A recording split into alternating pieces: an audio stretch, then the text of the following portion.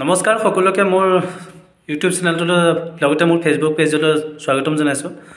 মই এইমাত্ৰ এটা মেইল পালোঁ যে মোৰ ফেচবুক একাউণ্টটো কোনোবাই ওপেন কৰিছে আৰু ইয়াৰ লোকেশ্যনটো দেখুৱাইছে ইণ্ডিয়া ধুবুৰী বুলি দেখুৱাইছে যে অসমৰ ধুবুৰী জিলাৰ পৰা কোনোবাই ওপেন কৰিছে আৰু কোনে কেনেকৈ কিয় কৰিছে মই নাজানো।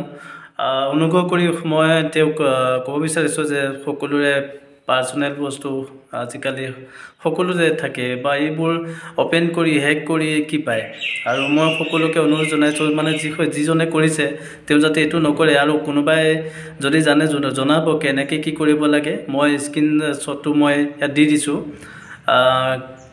ভয় লাগে, আমিতো একো নাজানো কাৰণ আমি ফেচবুকতে সকলো ফেচবুক বা আমাৰ এটা মেইল খোলাৰ লগে লগে সকলো ডাটা তাতে আপলোড হৈ থাকে। যেনে আধাৰ কাৰ্ডৰ যিটো নাম্বাৰ ওপেন কৰিলে সকলো ডাটা পোৱা যায় আৰু ষ্টুডেণ্টৰ ক্ষেত্ৰত আপাৰ কাৰ্ড বা পেন নাম্বাৰ ওপেন কৰিলে সকলো পোৱা যায়। ঠিক তেনেদৰে এটা মেইল এজন ব্যক্তিৰ তাত থাকিলে সকলো ডাটা তেওঁৰ হাতত থাকে বা মেইলটো খুলিলেই পোৱা যায় সকলো বস্তু। ঠিক তেনেদৰে কোনোবাই যদি তেনেকুৱা কৰে বা নিজৰ নিৰাপত্তা বোলা বস্তুটো একেবাৰে নাথাকিব আৰু যিজন ব্যক্তিয়ে কৰিছে তেওঁক মই অনুৰোধ জনাইছোঁ যাতে তেনেকুৱা নকৰে।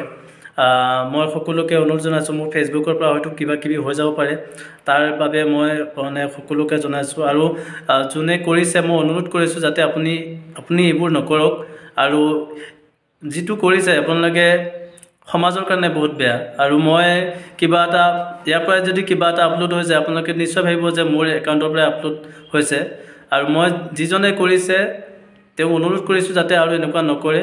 আৰু এইবোৰ চিকিউৰিটি কথা থাকে, বিভিন্ন ধৰণৰ প্লেটফৰ্ম আজিকালি ছ'চিয়েল মিডিয়া সকলোৱে ব্যৱহাৰ কৰে।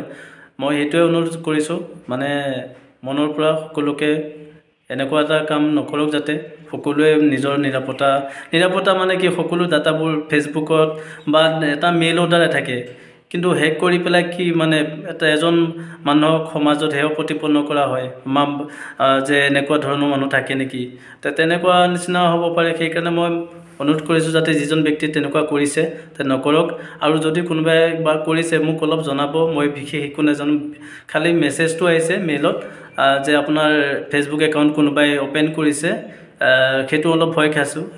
বিশেষ ময়ো এইবোৰৰ বিষয়ে ইমান নাজানো, কোনোবাই জানিলে হয়তো মোক অলপ মেছেজ কৰি অলপ জনাই দিব কি কৰিব লাগে কেনেকৈ কৰিব লাগে, অনুৰোধ জনাইছোঁ। আৰু যোনে এইটো হেক কৰিছে বা যোনে এইটো কাম কৰিছে তেওঁক অনুৰোধ কৰিছোঁ যে তেনেকুৱা কাম নকৰে। ধন্যবাদ।